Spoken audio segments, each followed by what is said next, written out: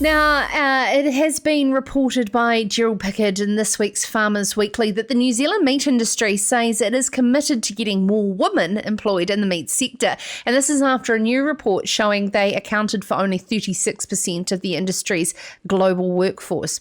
The Gender Representation in the Meat Sector 2020 report, commissioned by the organisation Meat Business Women, shows women are underrepresented at every level above junior positions. They hold only 14% of board-level director roles and just 5% of chief executive roles. Meat Industry Association Chief Executive is a female, Sirma Karapeeva, and joins us now. Good evening, Sirma. Welcome back to Sarah's Country. It's always lovely and a privilege to catch up with you. This particular report, is this a global report, not just New Zealand? Yes, well, hi, Sarah, and thank you very much for giving me the opportunity to share the findings of this very exciting and I would say timely report. Yes, it is a global report. Meat Business Women is a global network of professional women in the meat industry. It spans the United States, the UK, Ireland, Australia, and most recently New Zealand. We've just signed up as a territory partner with the network. And this is a global report because as far as we know, this is the first time that a study has been conducted to look at the gender representation in our meat industry in the sectors across those 5 countries, and to start that conversation about diversity, about inclusion, and about changing the way we perceive the industry, we perceive the sector, and what that might mean for women that are looking to join the sector or looking to progress within the sector. How do you make an incentive to join a heavily male-dominated industry which has had so many connotations around it for decades and generations? Yeah, well, that's a really good question. And I think it has to be around the scope of the roles that are currently offered or available within the industry. We have such a wide variety of roles. Obviously, there's a number of roles at the processing operational level, and then through every rung of the company or of the industry, there are roles that are interesting, attractive, and dynamic. There's HR roles, leadership roles, legal roles, marketing development, export roles, you name it. There's such a wide variety of very interesting roles. And one thing that I can say for sure is that the meat industry is a very dynamic and forever evolving industry with a lot of challenges that are global as well as domestic, and that keeps it interesting. So, you know, women or anyone, in fact, that is interested in a role within an industry that is dynamic, this is the place to come. What do you think is driving the key reasons why we're not attracting people into the meat industry, women into the meat industry? Well, I mean, as the report highlights, there are really 5 themes that have emerged. The first one we just talked about, the perception of what the meat industry is about. There seems to be a perception that it is just that menial, heavy physical labor involved in it. And while, of course, there are roles that touch on that, as I said, there's a wide variety of other roles that one can get into. There's also the fact that, also we touched on it a bit earlier, you know, it is the history of the industry is a particular history. And so gender representation hasn't always been on the agenda. And if it has been, it hasn't progressed very far up to discussion points. So, you know, that's something that clearly needs to be addressed.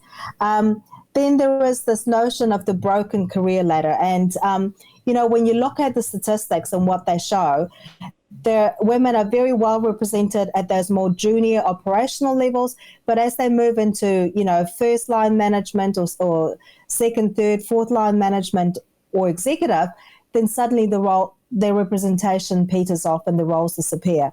And that, I guess, is a reflection of the fact that, you know, the way the roles are structured and the flexibility around the working environment are probably not well suited to women that are looking to balance work and life. particularly with family commitments, children, husbands, and you name it.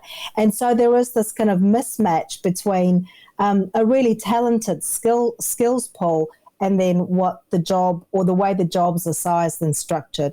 And then I guess the other thing is the networking. If you don't have really good role models that you can look up to within the industry, it's very hard to see yourself following in those footsteps and actively pursuing a career in the industry. So those are some of the themes that came out through the report, and for me personally, they resonate really well. And they also give us some really good, pointers in terms of what we can look to tweak or address to attract more women within the industry and to make it easier for women to progress through the careers and through the ranks. What's the feedback of the leaders within the meat processing industry here in New Zealand to this report, who are traditionally male and their boards are traditionally made up of males? Yeah, again, another very good question. And I've got a call in with the HR leaders of the large companies tomorrow to talk about the report and to talk about what we as a sector, as an industry, can do to address some of the concerns that have been raised by the report.